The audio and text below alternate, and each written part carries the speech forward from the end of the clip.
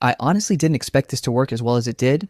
You know those images that are almost usable, but they're blurry, low resolution, or missing that extra level of detail?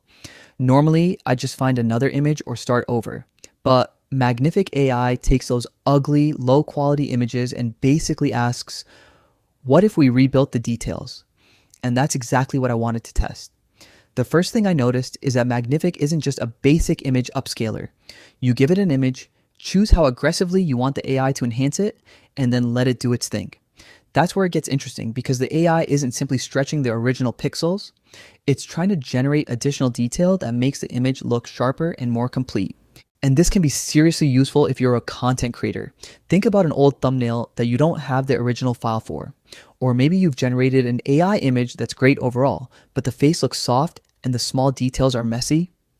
Instead of throwing the whole thing away, you can run it through Magnific and see if the AI can rescue it.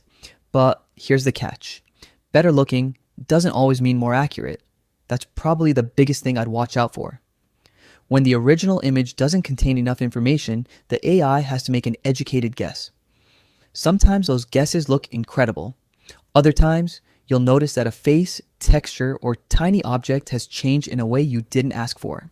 That's why I wouldn't use Magnific and immediately assume the result is perfect.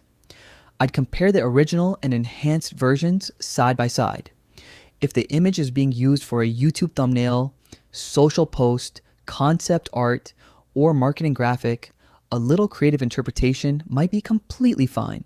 But if you're restoring something where every detail needs to stay accurate, I'd be much more careful. For me, that's where Magnific becomes valuable. It's not really a magic button that turns every terrible image into a masterpiece. It's more like a second chance for an image that was close but not quite good enough.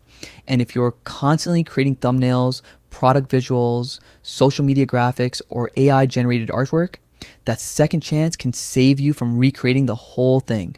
So would I recommend it? If you're regularly dealing with low resolution or imperfect images, I definitely test it before writing it off. Just don't expect AI to know exactly what was originally there.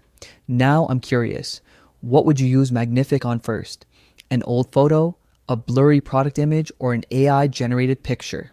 Comment below and tell me what image you'd want to rescue. I want to know what you're actually trying to fix with AI.